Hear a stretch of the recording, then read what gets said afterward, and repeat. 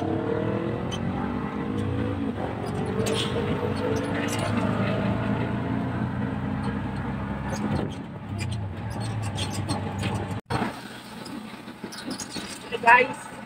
for today's video, for today's video, ay pupunta tayo bata. Hindi tayo makain. Titikman lang natin ng Diwata Paris Overload. Yung Diwata, right? Kaya samahan niyo kami. Diwata Overload.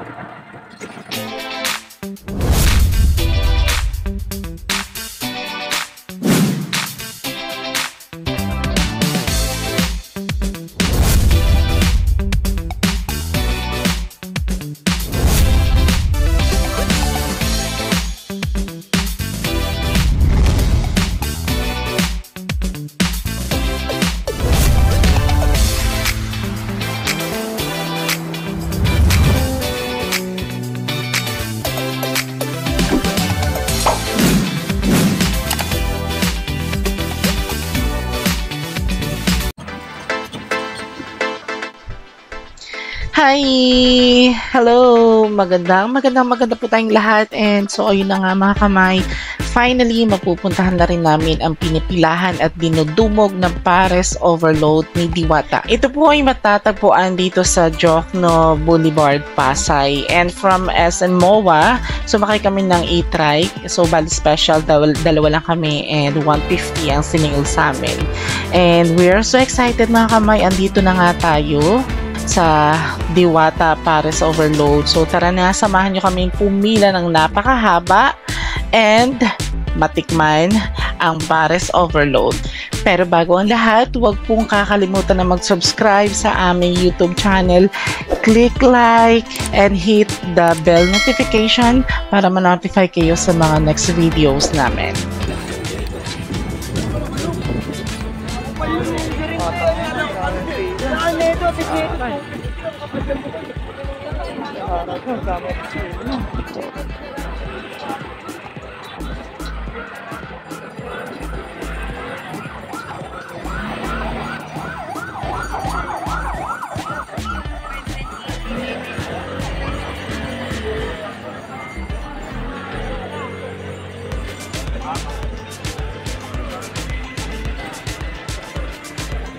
Bakit hindi ka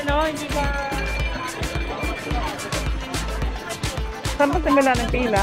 Tatanong nga tayo sa iyo.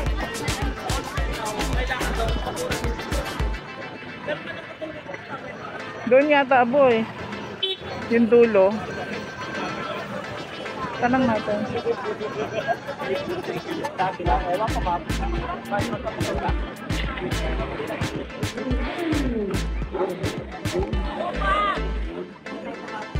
Asa to yan? Okay, baka ano mo?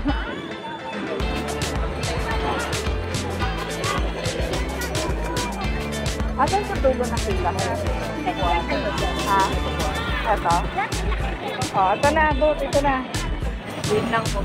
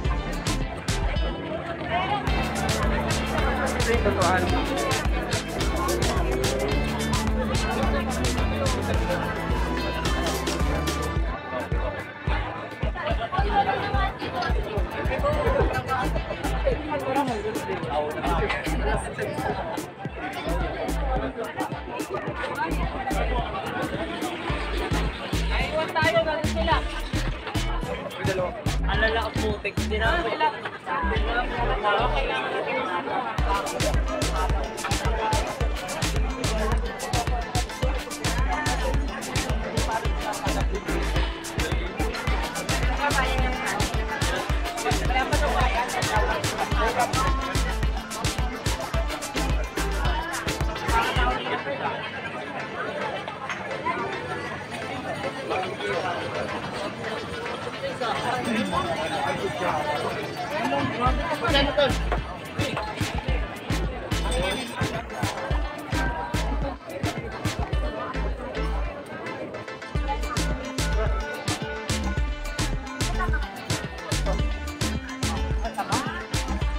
Ayan eh, ito sa akin eh. Hindi ka ba tinanggalan ng boto?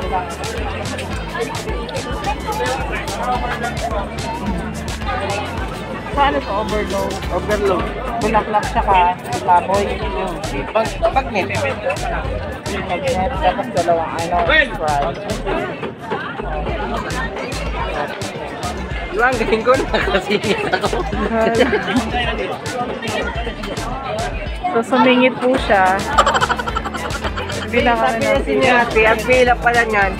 Enjoy. Let's go, si Ate. Overload. Kaya sumingit ka na doon. Oo.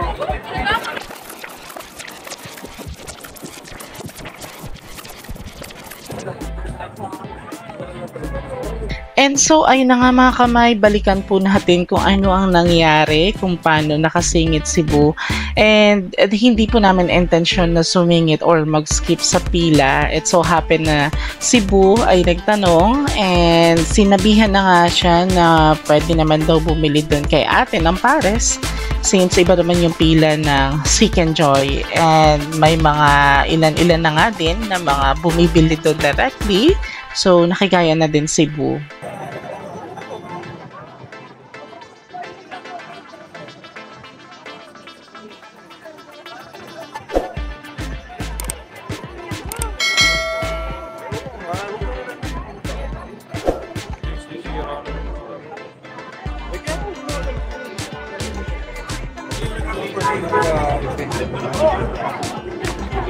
Bakit? Bakit dyan? Bakit dyan ka? Eh, saan tayo kakain? Ano mo lang to? Saan tayo kakain yan? Nag-load na ba eh?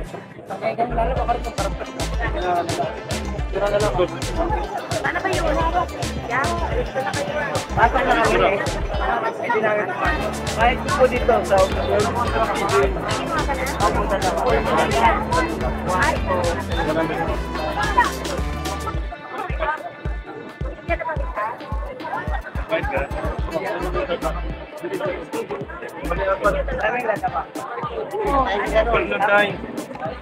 Diba?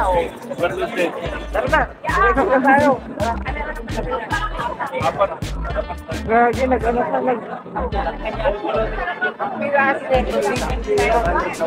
Ah.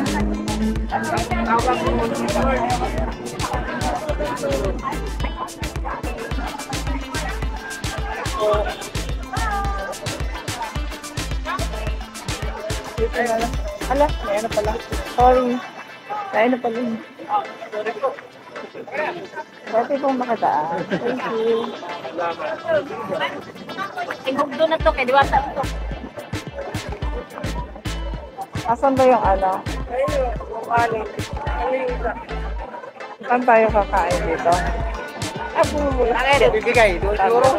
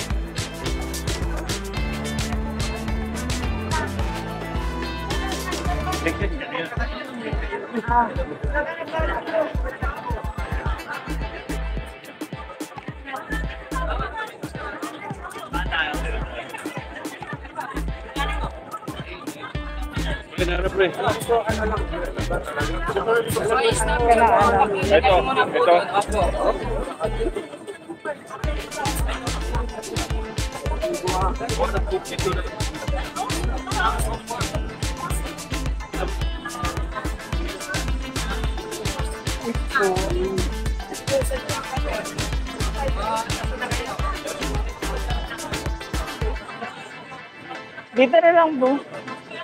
Wala ka ng combo. Tapos, ng coke. Saka ng coke. Tayo pa na.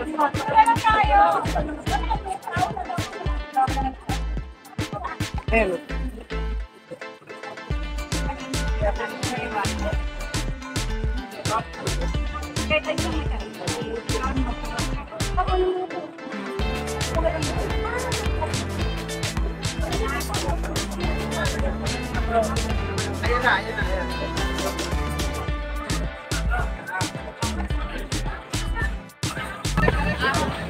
Haba ng pila, oh. So, yung in-skip namin pila sobrang haba. Ayan.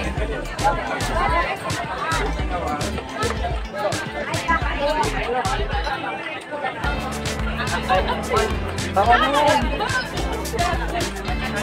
Honest review tayo, guys. Mamaya na. A few moments later.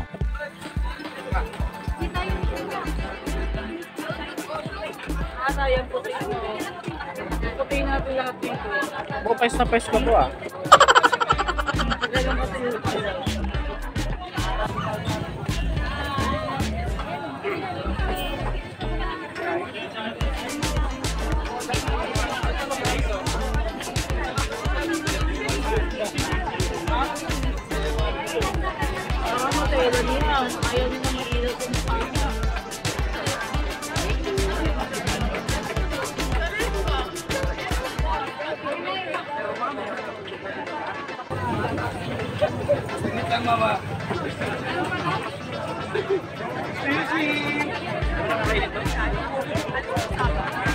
Ay, yung magandang gimbal po yung maliit.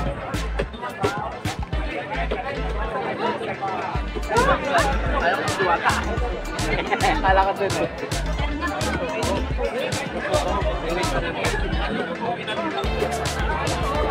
Mag-opting ka.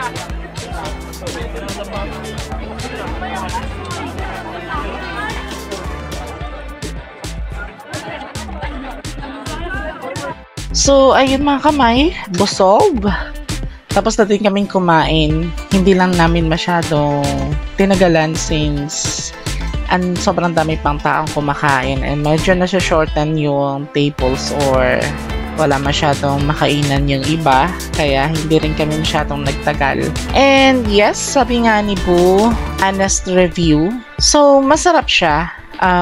For me, since overload, unlike the usual pares, ito kasi is may bagnet. Yung rice kasi nila is smoke, so medyo yung iba nagsasabi ba lasang sunog, but for me I like it. Gusto ko yung lasa ng smoke rice, and dun lang sa kasama nagbagnet ng bulaklak siguro may mga ibang na sobrahan ng fried. Kaya medyo may pait na may lasang sunog na sinasabi nga nila. But then for me, overall, masarap siya for me. And sulit na. Kasi if you're looking for quality ng food in terms of sarap, then dun ka na sa mamahaling restaurant in the first place. But then, yung overload, yung Pares overload ni Diwata, for 100 pesos, only rice, overload Pares, may soft drinks pa. Sulit na. Diba? Wag ka nang choosy.